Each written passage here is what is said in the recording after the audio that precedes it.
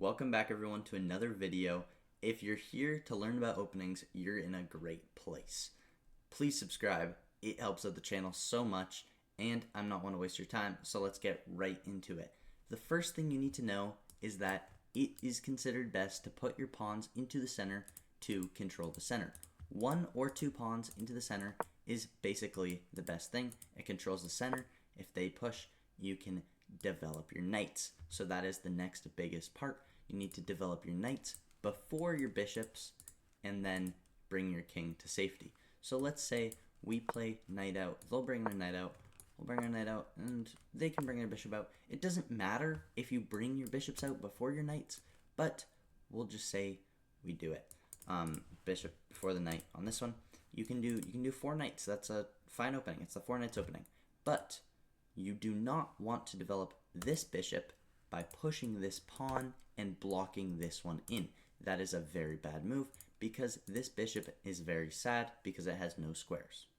Another very important thing you need to know is that putting your knight on the side of the board is very bad.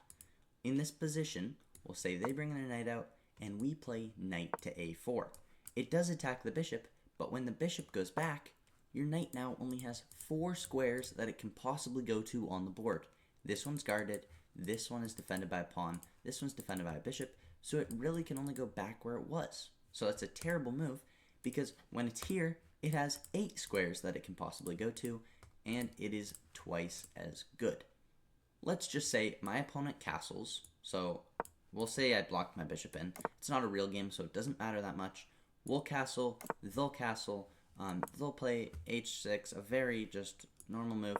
We'll bring the bishop out, they can trade if they want. Now my rook is on an open file. Maybe not completely open because there's still a pawn here, but my rook is open here, and if they play something like this, we bring our queen forwards, and this is very important to connect our rooks. When our rooks are connected, we have a strong back rank, and you need a good back rank to defend your king. Now, I'm going to show you when you're playing black, you can actually encounter a lot of scary things from white. If white brings their queen immediately to h5, attacking your pawn that is undefended, and you just decide to attack the queen, it is a terrible move because you actually get forked, and they win your rook, even if you play the best move. So, something you need to know is that you need to put your knight here.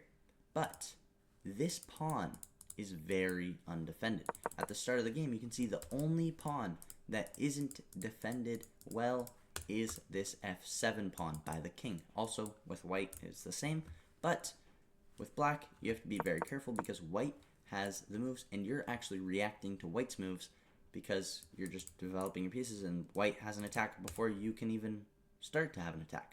Now I'm going to go into a little bit more detail, so this is more for intermediate and advanced players. If you're a beginner, you can still watch this. It's completely fine.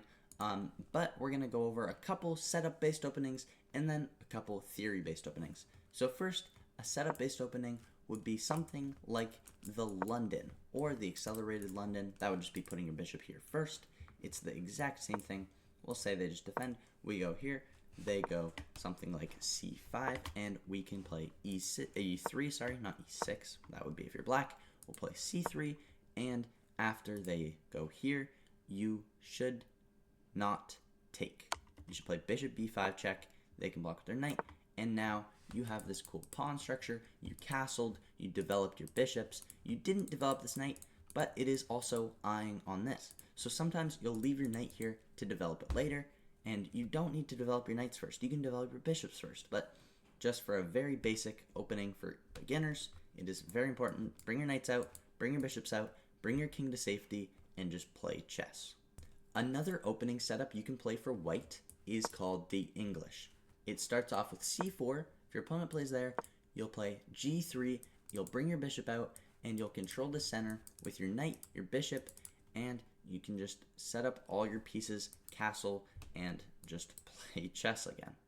Now, I do know a lot more opening setups for black, so let's say they play something like e4, we can play d6. This is called the King's Indian defense. I know it says the perk or the modern, but it is the King's Indian. After you play bishop to g7, they'll play knight out, we can play knight out, or we can play e5, or we can play knight here. These are all very good moves. We'll castle, and we'll just end up playing chess. Another way you can play against e4 is playing a setup called the Caro-Kann. After playing this, though, there is a lot of theory. So it is a setup, however, they could push, they could take, they could push here, they could play knight f3 now. There's so many options for white that it is pretty scary, and you have to spend a lot of time learning this. There's YouTube videos, books, courses. I don't have any courses specifically, but I know Gotham Chess is a good one, and lots of people. It shouldn't be hard to find someone to pay to get a course. The final opening I'll be showing you is called the French Defense. Playing e6 and d5 is a very good way to attack. You'll push your c5 pawn. If they play something like this, not a terrible move, but it's not the best either. They can put their knight out, and this queen move is very crucial in this opening, attacking this pawn. So if they ever move their bishop, you'll take here, and you're actually winning this rook. Not completely winning. They can play knight b to d2, and you just get the pawn. But in a lot of positions, let's say they, I don't know, there's ways they can drop it. There's lots of ways where they can just do this, and their rook is completely gone. Even if they play the best move, they'll just take their rook, and you can end up winning the game. And finally, for advanced players, I don't really have much for you, but if you want to comment in the comments, I can respond to your questions, and anyone in the comments, who I'm assuming is better than me, can respond to your questions as well. Thanks for watching. Please like, comment, subscribe, and I'll see you in the next video. Thank